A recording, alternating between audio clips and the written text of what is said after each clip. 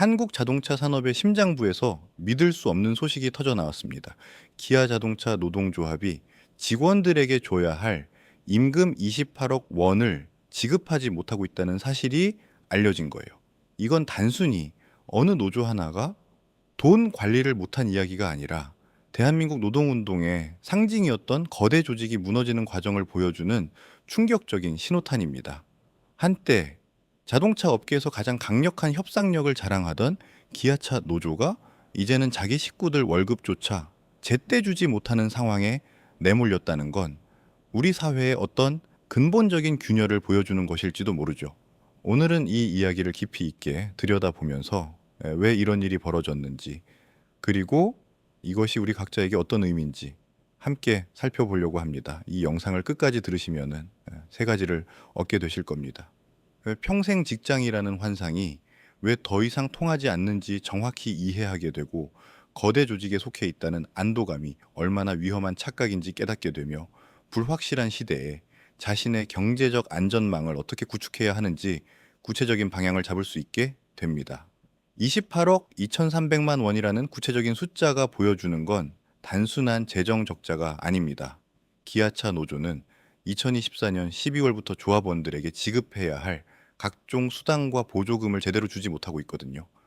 성과금이 삭감됐고 근속수당과 연월차 보상금 같은 기본적인 항목들도 밀리고 있습니다. 이전 28대 집행부가 남긴 부채가 14억 원이 넘는데, 새로 들어온 29대 집행부가 이 빚을 고스란히 떠안으면서 상황은 더욱 악화됐어요. 노조 활동을 하는 직원들은 회사 업무 대신 노조 일을 전담하는데, 이들에게 지급되는 급여와 활동비가 제때 나가지 않으니 조직 운영 자체가 마비 직전까지 간 겁니다. 매달 고정적으로 나가야 할 인건비만 해도 수억 원인데, 이걸 감당할 수입원이 사실상 바닥난 상태라는 게 드러났거든요. 노조의 재정 구조를 들여다보면 이 문제가 왜 생겼는지 보입니다. 노동조합은 크게 세 가지 돈줄로 운영되는데요.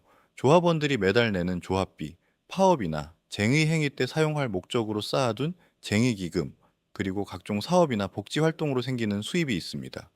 기아차 노조의 경우 조합원 수가 3만 명이 넘으니까 조합비 수입만 해도 매달 상당한 규모였어요. 그런데 문제는 나가는 돈이 들어오는 돈보다 훨씬 빠른 속도로 증가했다는 겁니다. 전임자라고 부르는 노조 전담 직원들의 인건비, 각종 행사와 교육비용, 조합원 복지지원금, 법률 자문료, 사무실 운영비까지 더하면 지출 규모가 눈덩이처럼 불어난 거죠. 여기에 이전 집행부가 무리한 사업을 벌이면서 쌓아놓은 부채까지 더해지니 재정 구조가 완전히 무너진 겁니다. 왜 이렇게 됐을까요?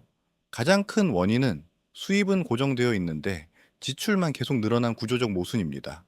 조합비는 월급의 일정 비율로 정해지는데, 최근 몇 년간 기아차 직원들의 임금 인상률이 예전만 못했거든요. 자동차 산업 자체가 전기차 전환이라는 거대한 변화를 겪으면서 회사 실적도 들쭉날쭉했고, 그러다 보니 임금 협상도 예전처럼 큰 폭으로 올리기 어려웠습니다. 조합비 수입은 정체되는데 노조를 운영하는 비용은 매년 올라가니 이 격차가 점점 벌어진 거예요. 게다가 이전 집행부 시절에 각종 복지 사업과 조합원 지원 프로그램을 확대하면서 고정 지출이 크게 늘어났는데, 이걸 감당할 재원 확보 계획은 제대로 세우지 않았던 겁니다. 쉽게 말하면은 버는 돈은 그대로인데 쓰는 돈만 2배, 3배로 늘어난 가정과 비슷한 상황이죠. 더 깊이 들어가 보면 조직 운영의 방만함도 문제였습니다. 노조 전임자 수가 과도하게 많았고, 이들에게 지급되는 급여와 활동비 기준도 명확하지 않았어요. 어떤 전임자는 실질적인 활동이 적은데도 높은 보수를 받았고, 행사나 회의 명목으로 지출되는 비용도 투명하게 관리되지 않았습니다. 재정 상태를 정기적으로 점검하고 조합원들에게 공개하는 시스템도 제대로 작동하지 않았던 거죠. 그러다 보니 적자가 쌓여가는 걸 초기에 발견하고 대응할 기회를 놓쳤고, 문제가 심각해진 다음에야 뒤늦게 알게 된 겁니다. 28대 집행부가 임기를 마치고 떠날 때 남긴 14억 원의 부채는 바로 이런 방만한 운영의 결과물이었어요. 한국의 다른 대기업 노조들을 살펴보면 비슷한 문제를 겪는 곳들이 여럿 있습니다. 현대자동차 노조도 2023년에 재정 위기를 겪으면서 긴축 운영에 들어갔고 한국철도공사 노조 역시 조합비 수입 감소로 어려움을 겪고 있거든요. 제조업 중심의 대기업 노조들은 1990년대부터 2000년대 초반까지 전성기를 누렸습니다. 당시엔 조합원 수도 많고 임금 인상률도 높아서 노조 재정이 탄탄했어요. 파업 한 번 하면 회사가 큰 손실을 입으니까 협상력도 강했고 그만큼 조합원들을 위한 복지도 확대할 수 있었죠. 그런데 2010년대 들어서면서 상황이 변했습니다. 제조업 일자리가 줄어들고 신규 채용도 감소하면서 조합원 수가 정체되거나 줄어들기 시작했어요. 젊은 세대는 예전 세대만큼 노조 활동에 적극적이지 않았고 조합 가입률도 떨어졌습니다. 회사들도 해외 공장을 늘리고 자동화를 확대하면서 노조의 파업이 예전만큼 큰 타격을 주지 못하게 됐고요. 기아차 노조의 경우 특히 심각했던 건 내부 분열과 세대 갈등이었습니다. 노조 내에서도 강경파와 옹원파가 대립했고 젊은 조합원들과 고참 조합원들 사이의 생각 차이도 컸거든요. 젊은 직원들은 높은 임금보다 워라밸이나 복지를 더 중요하게 여기는데 노조 지도부는 여전히 전통적인 임금 투쟁에 초점을 맞추는 경향이 있었어요. 이런 괴리가 조합원들의 단합을 약화시켰고 노조에 대한 신뢰도 떨어뜨렸습니다. 조합비를 내는 게 아깝다고 느끼는 사람들이 늘어났고 실제로 탈퇴하는 조합원도 생겼죠. 수입은 줄어드는데 지출 구조는 그대로니까 재정 적자는 더 빨리 커질 수밖에 없었던 겁니다. 세계적으로 보면은 전통적인 제조업 노조들이 쇠퇴하는 건 피할 수 없는 흐름입니다. 미국의 자동차 노조인 UAW는 한때 150만 명이 넘는 조합원을 자랑했지만 지금은 40만 명 수준으로 줄었어요. 디트로이트의 빅3 자동차 회사들이 구조조정을 거듭하면서 일자리가 대폭 감소했고 노조의 영향력도 크게 약화됐습니다. 독일의 아이치 메탈도 조합원 수 감소와 재정 압박에 시달리고 있고요. 전 세계적으로 제조업이 자동화되고 해외로 이전되면서 공장 노동자 수가 줄어드는 건 거스를 수 없는 추세거든요. 한국도 예외가 아닙니다. 2000년대 초반만 해도 제조업 취업자가 450만 명이 넘었는데 지금은 400만 명 수준으로 줄었어요. 그나마 남은 일자리도 젊은 사람들이 기피하는 3D 업종이 많고 자동화와 스마트 팩토리 도입으로 앞으로 더 감소할 가능성이 높습니다. 기아차 노조가 처한 상황을 다른 나라와 비교해 보면 한국 노조의 특수성이 보입니다. 유럽의 노조들은 대부분 산업별 노조 체계로 운영되는데 이건 여러 회사의 노동자들이 하나의 큰 노조에 속하는 방식이에요. 그러다 보니 한 회사가 어려워져도 다른 회사들에서 들어오는 조합비로 재정을 유지할 수 반면은 한국은 기업별 노조가 대부분이라서 각 회사마다 독립적인 노조가 있고 재정도 따로 운영됩니다. 기아차 노조는 기아차 직원들만의 조직이니까 기아차가 어려워지거나 조합원 수가 줄면 바로 재정 위기로 이어지는 거예요. 구조적으로 취약한 시스템인 셈입니다. 게다가 유럽 노조들은 정치적 영향력이 강해서 정부 지원이나 사회적 대화를 통해 위기를 넘기는 경우가 많은데 한국 노조들은 그런 완충 장치가 약하거든요. 일본의 경우는 또 다릅니다. 일본 자동차 노조들은 1980년대부터 회사와의 협력적 노사 관계를 구축해 왔어요. 강성 투쟁보다는 대화와 타협을 중시하고 회사 경영에도 참여하면서 장기적 관점에서 노사 공동의 이익을 추구하는 방식이죠. 도요타 노조가 대표적인데 이들은 파업보다는 생산성 향상과 품질 개선에 협력하면서 고용 안정과 복지 향상을 이뤄냈습니다. 물론 이런 방식이 노동자의 권리를 약화시킨다는 비판도 있지만 적어도 재정 위기 같은 문제는 없어요. 한국 노조들은 이제 투쟁적 전통이 강해서 회사와의 관계가 대립적인 경우가 많고 그러다 보니 장기적인 협력 모델을 만들기 어려웠던 측면이 있습니다. 기아차 본사는 이 상황을 어떻게 보고 있을까요? 회사 입장에서는 노조의 재정 문제가 자신들의 책임은 아니라고 봅니다. 노조는 독립적인 조직이고 재정도 자체적으로 관리하는 거니까 노조가 돈 관리를 잘못한 건 노조가 해결해야 할 문제라는 거죠. 실제로 법적으로도 회사가 노조 재정에 직접 지원할 수 있는 방법은 제한되어 있어요. 부당 노동 행위로 해석될 수 있거든요. 다만 회사는 노조 전임자들의 급여를 일부 지원하는 타임오프 제도를 운영하고 있는데 이것도 법으로 정해진 범위 내에서만 가능합니다. 기아차는 최근 몇 년간 전기차 전환에 막대한 투자를 하고 있고 글로벌 경쟁도 치열해져서 회사 자체도 여유가 없는 상황이에요. 2024, 년 실적이 나쁘진 않았지만 미래를 위한 투자 부담이 크다 보니 노조 문제에까지 신경 쓸 여력이 부족한 겁니다.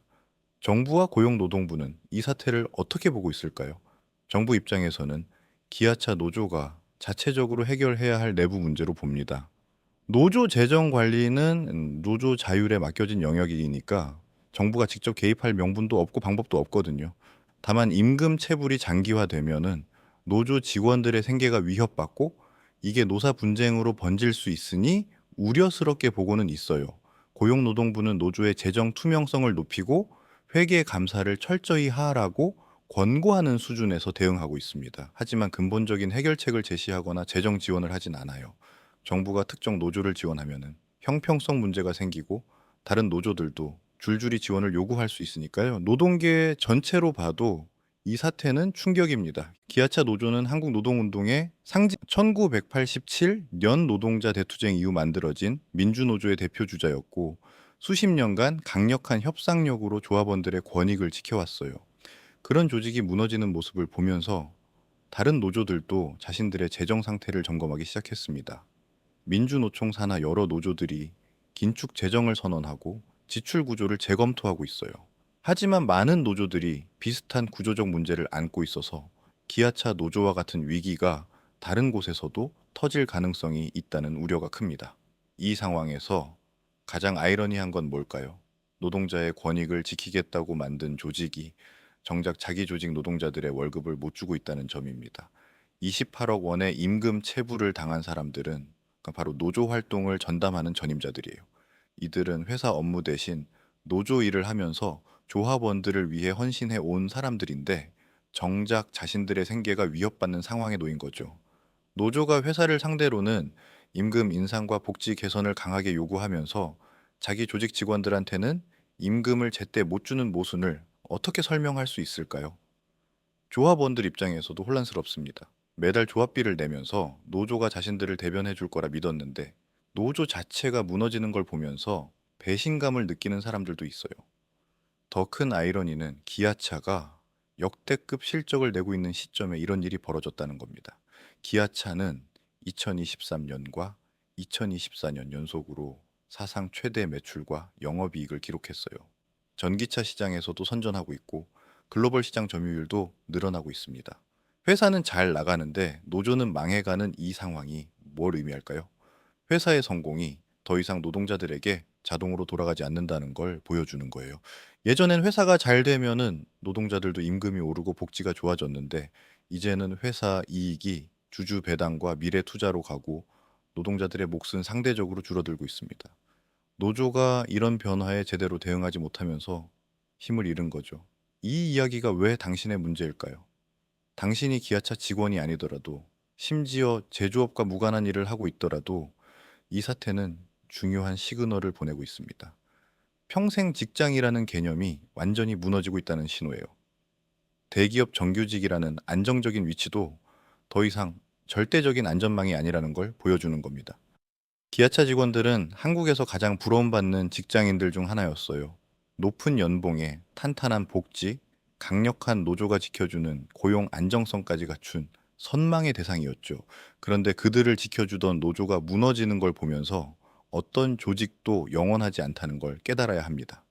당신이 다니는 회사가 아무리 크고 안정적으로 보여도 산업 구조가 변하면은 순식간에 위기가 올 수 있어요. 자동차 산업만 봐도 전기차 전환이라는 거대한 변화 속에서 수많은 부품사들이 사라지고 있고 일자리도 재편되고 있습니다.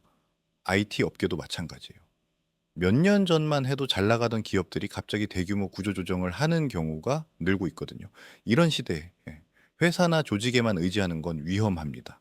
당신 자신의 가치를 높이고 독립적인 경제적 기반을 만드는 게 필수가 됐어요.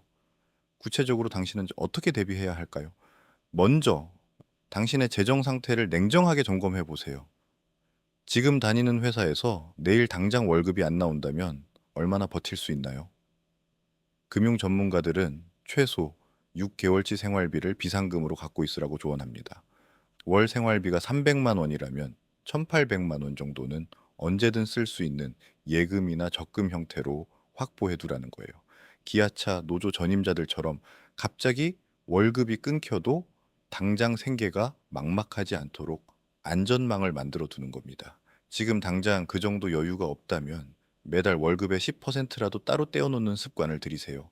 1년이면은 월급 하나 정도는 모을 수 있고 3년이면은 상당한 여유가 생깁니다. 두 번째는 수입원을 다각화하는 겁니다. 한 곳에서만 돈을 버는 구조는 위험해요. 본업 외에 부수입을 만들 방법을 고민해 보세요. 요즘은 온라인 플랫폼을 통해 누구나 쉽게 부수입을 만들 수 있는 환경이 갖춰져 있습니다. 당신이 가진 전문 지식이나 취미를 활용해서 강의를 하거나 콘텐츠를 만들 수도 있고 프리랜서로 프로젝트를 수주할 수도 있어요. 처음엔 월 몇십만 원 수준이라도 괜찮습니다. 중요한 건 월급 외에 다른 돈줄을 만들어 두는 거예요. 본업에서 위기가 와도 완전히 수입이 끊기지 않도록 말이죠. 세 번째는 당신의 시장 가치를 높이는 겁니다. 기아차 노조 전임자들이 공영에 빠진 이유 중 하나는 그들의 기술과 경험이 노조 활동에만 국한되어 있기 때문이에요. 노조가 무너지면 다른 곳에서 쓸 수 있는 능력이 제한적이죠. 당신은 어떤가요? 지금 회사를 떠나면 다른 곳에서도 필요로 하는 사람인가요? 끊임없이 새로운 기술을 배우고 자격증을 따고 프로젝트 경험을 쌓으세요. 특히 산업 전환기에는 새로운 분야의 역량이 중요합니다. 자동차 업계 사람이라면은 전기차나 자율주행 관련 지식을 쌓는 게 필수고, IT 업계라면 인공지능이나 데이터 분석 같은 최신 트렌드를 따라가야 해요.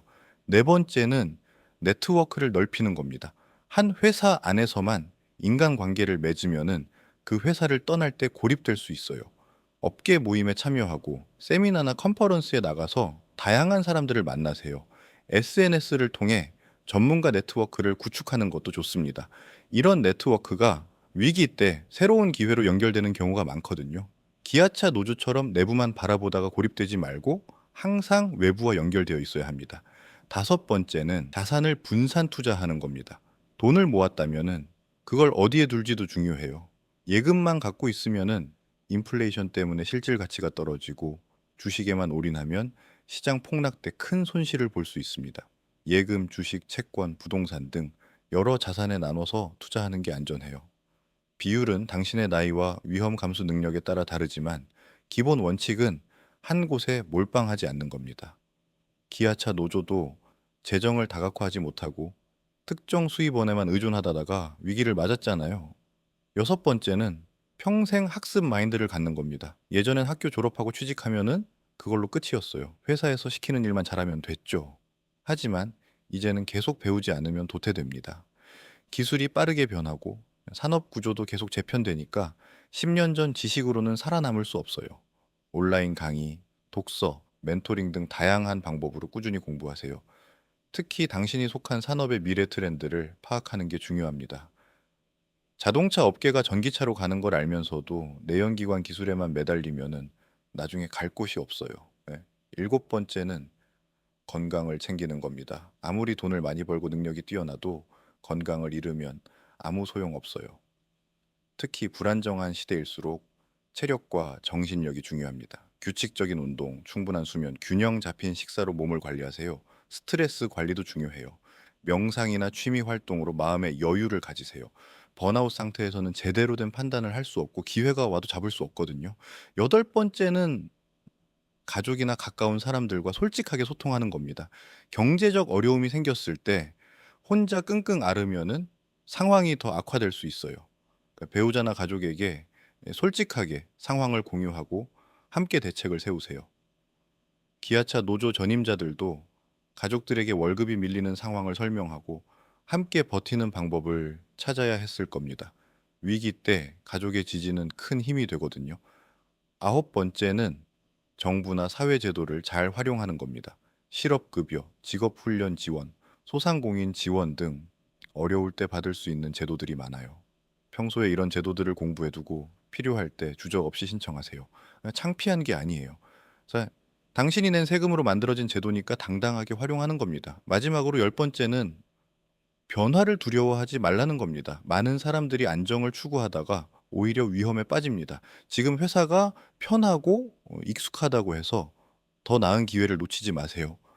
때로는 과감하게 새로운 분야로 이직하거나 창업을 시도하는 용기도 필요해요.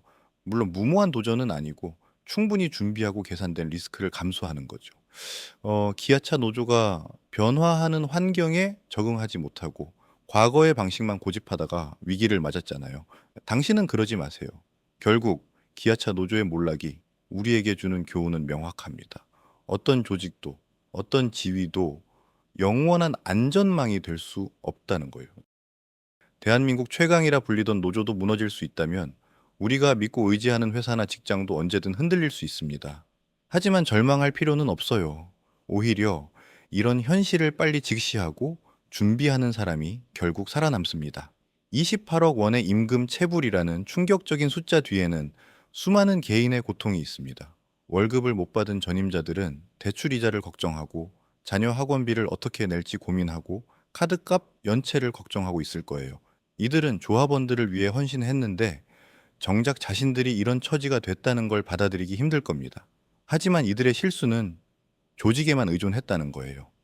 노조라는 울타리 안에서만 살다가 그 울타리가 무너지니까 갈 곳이 없어진 겁니다. 당신은 다릅니다. 이 이야기를 듣고 깨달은 당신은 이미 한 걸음 앞서 있어요. 지금부터라도 준비하면 됩니다. 오늘 당장 통장에 얼마가 있는지 확인하고 매달 얼마를 저축할지 계획 세우세요. 이번 주말에 온라인 강의 하나 신청하고 다음 달에 업계 모임 하나 나가보세요. 작은 실천들이 모여서 당신의 미래를 바꿉니다. 기아차 노조의 위기는 한국 사회 전체의 변화를 보여주는 상징적 사건입니다. 제조업 중심에서 서비스업과 지식산업 중심으로 종신 고용에서 유연한 고용으로 집단적 협상에서 개인의 역량으로 패러다임이 바뀌고 있어요. 이 변화를 거부하면 도태되고 받아들이고 적응하면 살아남습니다. 선택은 당신의 몫입니다. 희망은 있습니다. 위기는 동시에 기회거든요. 오래된 시스템이 무너지면 새로운 시스템이 만들어집니다. 대기업 정규직이라는 좁은 문 말고도 프리랜서, 1인 기업, 스타트업 등 다양한 길이 열려 있어요. 기술 발전 덕분에 개인이 할 수 있는 일의 범위도 넓어졌습니다. 예전엔 회사가 있어야 할 수 있던 일들을 이제는 노트북 하나로 집에서 할 수 있어요. 이런 환경을 활용하는 사람들이 새로운 시대의 승자가 될 겁니다. 기아차 노조가 다시 일어설 수 있을까요? 가능은 합니다. 하지만 과거로 돌아갈 수는 없어요. 근본적으로 체질을 바꿔야 합니다. 재정 구조를 투명하게 관리하고 조합원 수 감소에 맞춰 지출을 줄이고 새로운 세대의 요구를 반영하는 조직으로 거듭나야 해요. 회사와의 관계도 무조건 대립하는 게 아니라 협력할 건 협력하는 유연함이 필요합니다.